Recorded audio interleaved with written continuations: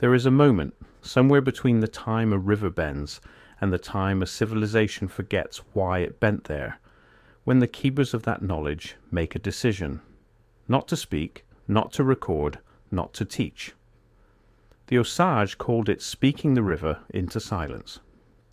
By 1888, the Missouri River cave system had been officially surveyed, partially charted, and subsequently removed from every federal map ever produced.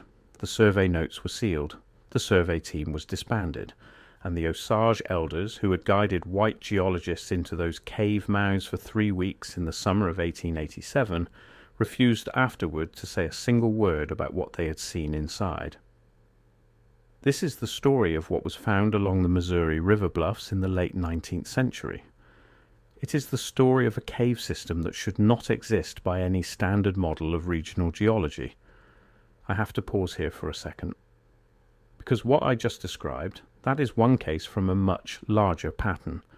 There are 35 documented cases in a document I put together. Different cities, different decades, different types of evidence. Every single one follows the same sequence: discovered, documented, acquired, disappeared. I could not fit all of it into a video. It's in the pinned comment below. Find it before we continue.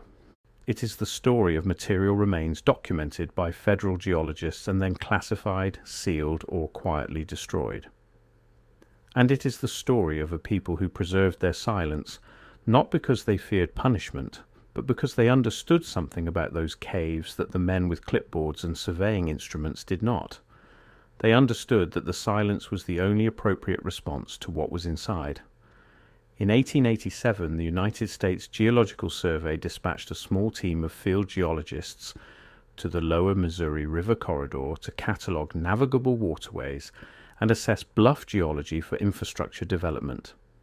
The team was led by a senior geologist whose name appears on 3 published survey reports from the 1880s and then disappears from the federal record entirely after 1888.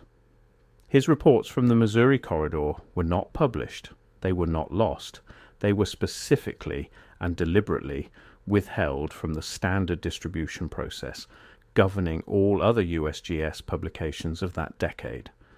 The internal notation attached to the file uses a phrase absent from standard USGS archival procedure from any other period held pending classification review. Classification review was not a standard USGS process in 1887. It was a phrase borrowed from military administrative language, and it was applied to a geological survey of a river bluff. What the team encountered in the bluff faces along the Missouri was a network of cave openings that local Osage guides confirmed had been present for as long as any living memory extended. The caves were not unusual in themselves. Limestone bluff systems along major river corridors frequently produce cave formations through standard dissolution processes. What was unusual was the interior geometry, and the interior geometry is where the conventional explanation stops working entirely. Federal survey notes that were later partially recovered through archival research in the 1970s describe cave chambers of consistent and deliberate proportionality. Not caverns shaped by water erosion alone, not passages widened by natural collapse. Chambers with right-angle intersections, chambers with flat floors that showed no evidence of natural deposition. Chambers lined with a dark mineral composite that the survey team could not identify in the field, and that subsequent laboratory analysis, according to a single surviving notation, produced results that the report described only as anomalous and requiring further classification. 3 weeks of field survey, 7 chambers entered. And the one word that appears most frequently across the surviving fragments of documentation is not geological, not unusual, not unknown. It is deliberate. The Osage had a name for the caves. The name translates roughly as the rooms that remember, or in some versions of the translation, the rooms where the old breath still moves. They did not use this name casually. The name was reserved for specific ceremonial contexts, and elders interviewed by ethnographers in the 1890s and early 1900s consistently deflected questions about the Missouri River cave system whenever it was raised directly. They would speak at length about other sacred sites. They would provide detailed accounts of oral traditions connected to dozens of other geographic features. But about those specific caves along that specific stretch of the Missouri, they said nothing. Not evasively, not with discomfort. With the careful, deliberate calm of people who had decided long before the question was asked. Understanding why requires understanding who the Osage were in the context of 19th century indigenous land tenure. The Osage Nation had historically occupied a territorial range that included the Missouri River Corridor, the Ozark Highlands, and portions of what is now Kansas and Oklahoma. By the 1880s, they had been progressively displaced westward through a series of treaty negotiations that each reduced their territorial holding. They were not a people lacking in political sophistication. They understood federal survey processes. They understood that geological documentation led to resource claims. They understood that what was catalogued was eventually owned by whoever held the catalogue. They had watched this happen repeatedly, and they chose, with full understanding of the consequences, to guide the 1887 survey team directly to the cave openings anyway. And yet they guided that survey team to the caves. They did not conceal them. They did not mislead the geologists about their location. They brought the team to the bluff faces, pointed out the primary openings, and then stepped back. They did not enter the caves with the survey team. They waited outside. And when the team emerged 3 weeks later, the Osage who had served as guides refused to answer a single question about the interior. The survey team's own notes, in the fragments that survive, described the guides' demeanour as respectful but absolute. They had fulfilled their obligation. They would not go further. What was that obligation? To whom? Under what terms? The answer to those questions may lie in a thread of Osage ceremonial tradition that ethnographers only partially documented before elder knowledge holders died or chose to stop speaking. The tradition held that the caves along the Missouri were not made by water and time, but by the civilization that preceded the current world order. The Osage did not frame this in terms that matched European archaeological categories. They did not say an ancient people built the caves. They said the caves were part of a constructed landscape that predated the river itself, and that the river had been directed to flow past them for a reason that had been forgotten, but that left its evidence in the cave walls. The river was not incidental to the caves. The river was part of the same system. This is not metaphor being misread as literal history. Osage oral tradition was not metaphorical in the way European traditions tended to use symbolic narrative. Osage accounts of geographic origins tended toward precise literal description of observed features. When elders described cave walls as carrying markings that moved in certain light conditions, they were describing something they, or their predecessors, had seen. When they described the cave floors as too flat to have been shaped by anything but hands, they were describing a physical feature that the 1887 survey team's own notes confirmed. The flat floors are the most immediately anomalous element of the surviving documentation. Natural cave floors in limestone bluff systems form through a combination of water deposition, sediment accumulation, collapsed debris, and uneven dissolution of the base rock. They are not flat, they are not level, they are not consistent across chamber spans of the size described in the survey notes. The Missouri River cave chambers, according to the 1887 documentation, had floors with a deviation from level of less than 2 centimeters across measured spans of up to 30 meters. That is not a naturally produced surface. That is a machined or artificially leveled surface. And it was present in every chamber the survey team entered across all 7 chambers, across spans of rock that no natural process would have touched uniformly. The survey team entered 7 distinct chambers over 3 weeks of interior work. The chambers were interconnected by passages of consistent height and width. The consistency of those passage dimensions is itself a significant anomaly. Natural cave passages vary substantially in cross-section, as dissolution rates differ based on local rock composition, water flow volumes, and fracture patterns. A natural system over the same formation would show highly variable dimensions. These passages did not. The survey notes described them as remarkably uniform, with a cross-section that one team member characterized in his field notation as suggesting a specific intended use. A federal geologist writing in 1887, trained in the uniformitarian geology that defined 19th century earth science, chose those words. He did not use them carelessly. The wall material is the second major anomaly. Limestone bluff cave walls in the Missouri corridor are primarily exposed karst formations, often with calcite deposits, mineral staining from groundwater percolation, and biological accumulation from bat colonies and microbial communities. The walls of the Missouri River chambers were described as covered with a dark composite material that the survey team's geologist characterized as neither naturally deposited nor consistent with any surface treatment he could identify from standard geological or construction references. The material was smooth and consistent across surfaces, showing none of the variation expected from any application process involving human labor at period-appropriate technology levels. That phrase matters enormously. The geologist was not simply noting that the material was unusual, he was specifically noting that the method of its application did not match anything achievable by the construction techniques of any civilization he could identify as having been present in the Missouri corridor. A mineral composite applied uniformly across cave chamber walls covering hundreds of square meters of surface, with no variation in thickness or texture that would indicate manual application, applied by means unknown in a cave system with artificially flat floors and passages of deliberate consistent cross-section. This is what the 1887 Federal Survey team found and documented. And this is what was sealed. The sealing of the report was not accidental. Federal Survey reports in the 1880s followed a standardized distribution process. Field notes were compiled into preliminary reports. Preliminary reports were reviewed by senior USGS staff.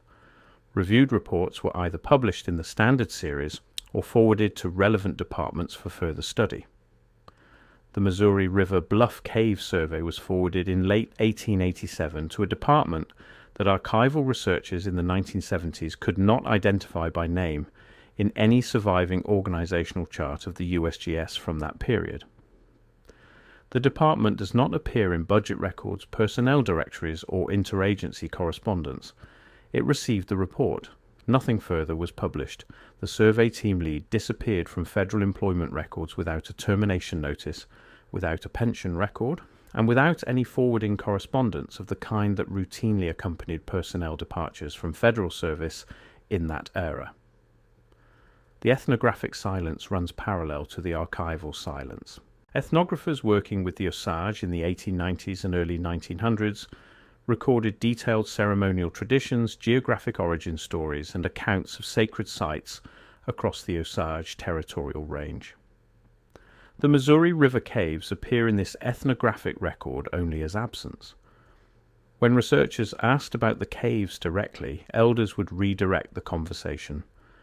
When researchers approached the topic indirectly through questions about river geography or bluff formations generally, elders would answer in general terms and then become silent when the specific stretch of river came up. This was not evasion born of ignorance or unfamiliarity. The elders knew precisely what was being asked. They chose silence with the same deliberate care the survey team lead chose the phrase intended use. Two forms of documentation, one federal and one indigenous, converging on the same decision from opposite directions. The 1888 date refers to the year in which this silence became coordinated and explicit. Prior to 1888, some younger Osage men had spoken to traders and travelers about the caves in general terms, describing them as unusual and sacred, but providing no detail.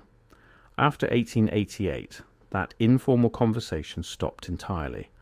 Something happened in 1888 that caused the Osage to move from selective description to total silence. The most plausible explanation available from surviving records is a meeting that took place between senior Osage leaders and federal representatives in the spring of 1888. The official subject of the meeting was land tenure and treaty compliance. The unofficial subject, suggested by a single sentence in a trader's journal from that period, was the caves. The trader's journal entry is the closest thing to an eyewitness account of that negotiation that has survived. The trader was not present at the meeting. He recorded what an Osage man told him afterward. Before I go further, that document in the pinned comment.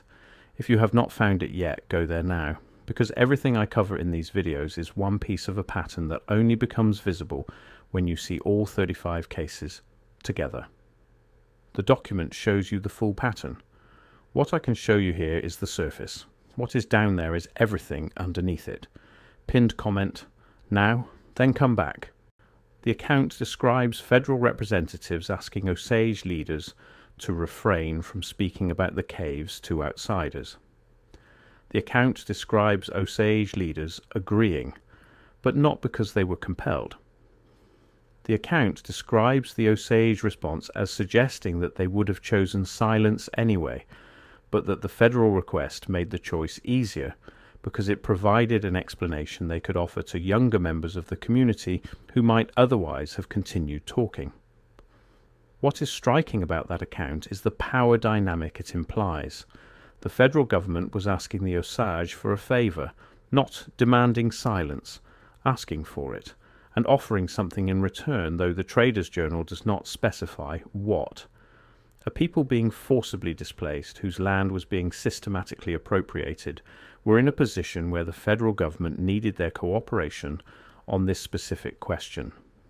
That relationship of need is itself the most telling evidence of how significant what was in those caves actually was.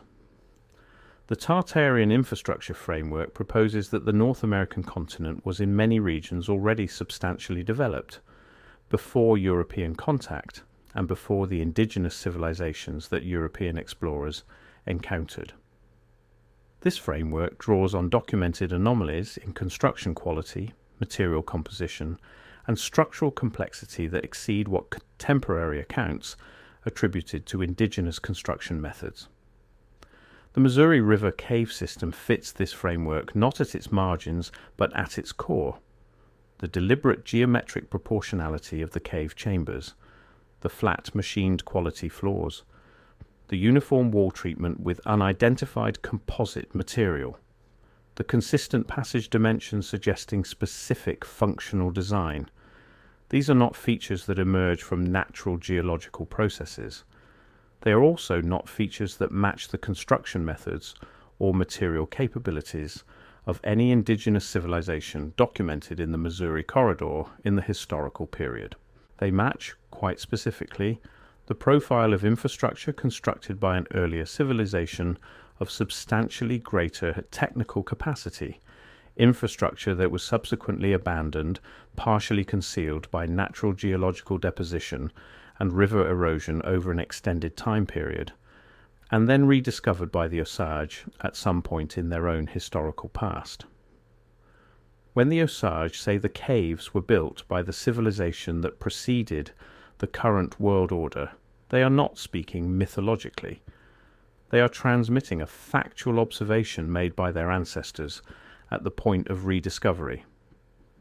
The caves were already there when the Osage arrived in the Missouri Corridor. They did not build them, they found them, and they understood in a way that 19th century European geological science was not equipped to process, that finding them came with responsibilities. The responsibility to silence was one of those, not the silence of shame or concealment, the silence of appropriate relationship to something that exists on a scale and timeline that human language reduces rather than illuminates. The elders who refused to speak after 1888 were not protecting a secret in the conventional sense.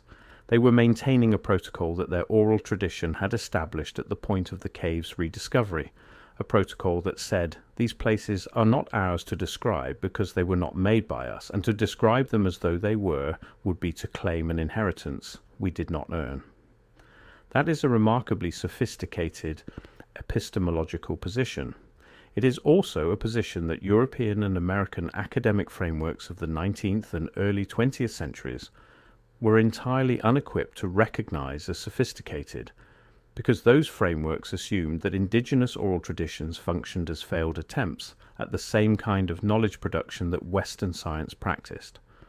The Osage silence was read as concealment, as superstition, as evidence of cultural limitation. It was none of those things.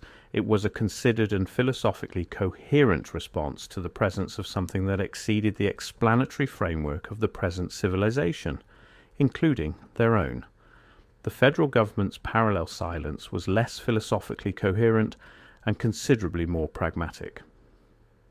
What the 1887 survey team found in those cave chambers posed a direct challenge to the foundational assumptions of American expansionism. If the Missouri River corridor contained substantial evidence of prior advanced occupation that predated not only European settlement, but the Native American civilizations that were being displaced to make room for that settlement, then the entire legal and philosophical basis of manifest destiny collapsed.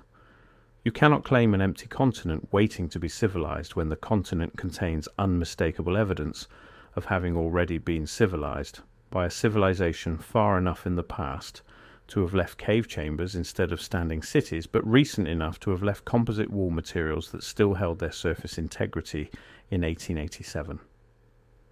The jurisdictional question alone would have been paralyzing. Who owns infrastructure left by a vanished civilization? Can a treaty extinguish rights to sites that predate every party to the treaty by centuries or millennia?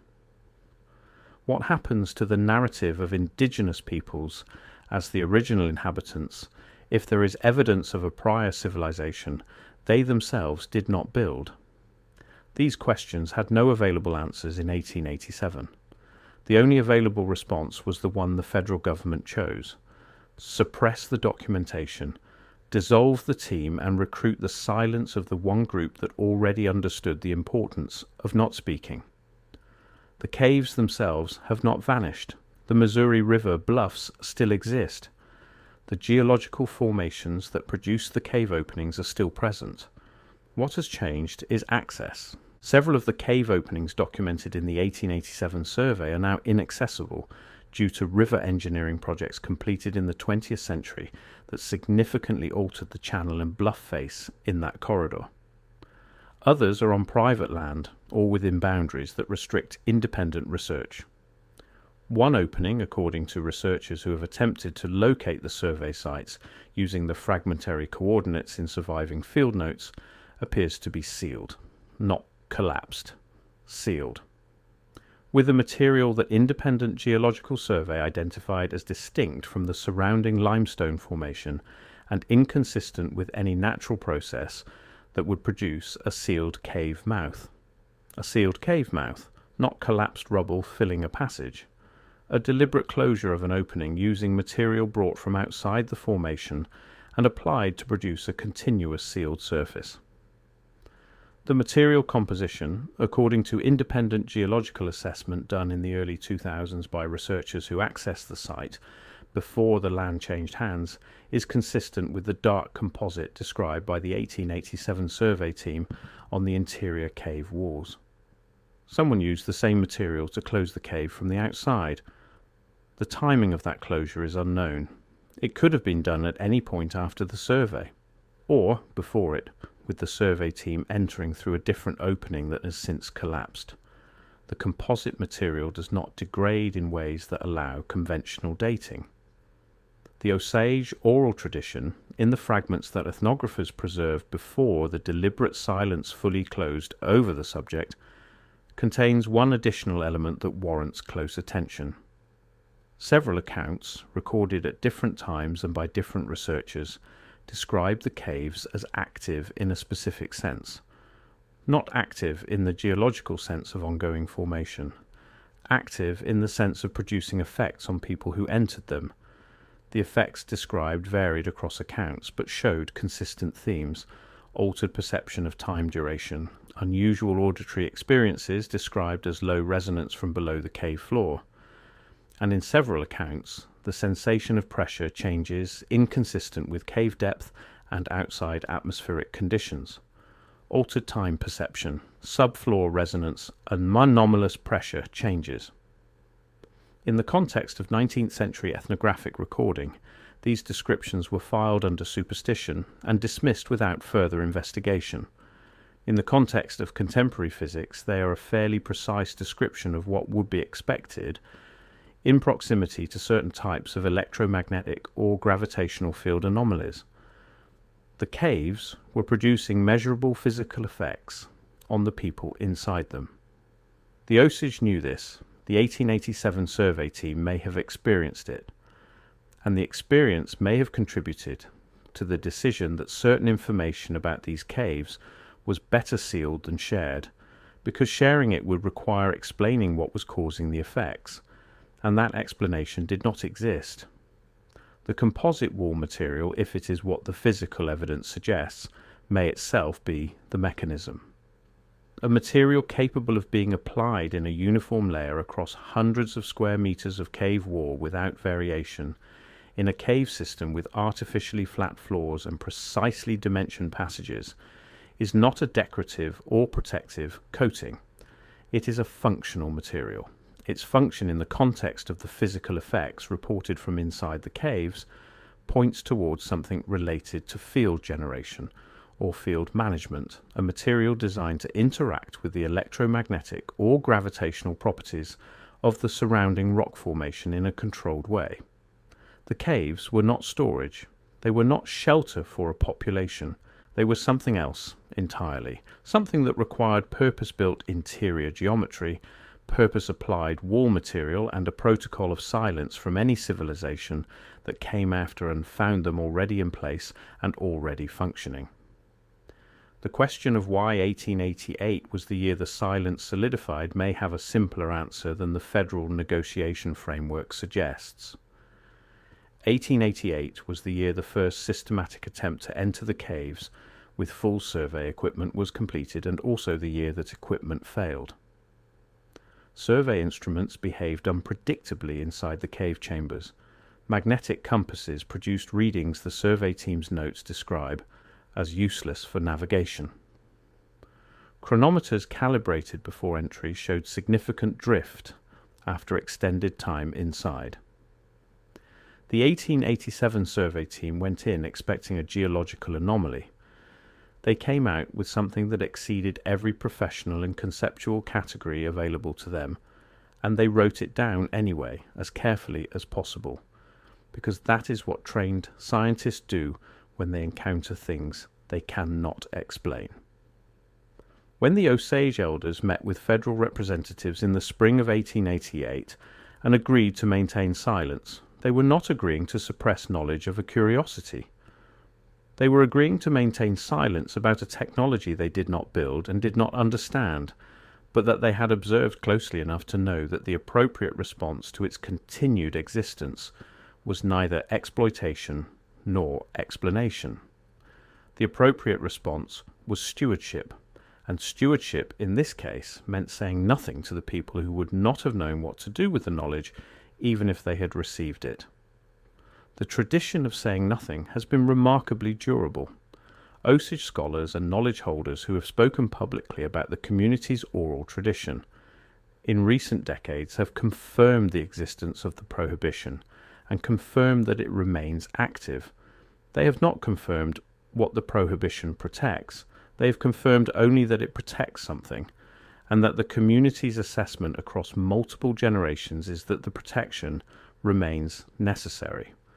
That assessment, maintained through forced displacement, federal oversight, boarding school suppression, and the systematic disruption of Indigenous cultural transmission across more than a century, is not the inertia of forgotten tradition. It is an active and continually renewed choice made by people who understand exactly what they are choosing and why they are choosing it. We are now more than a century from the 1887 survey, and more than a century from the solidification of the silence in 1888.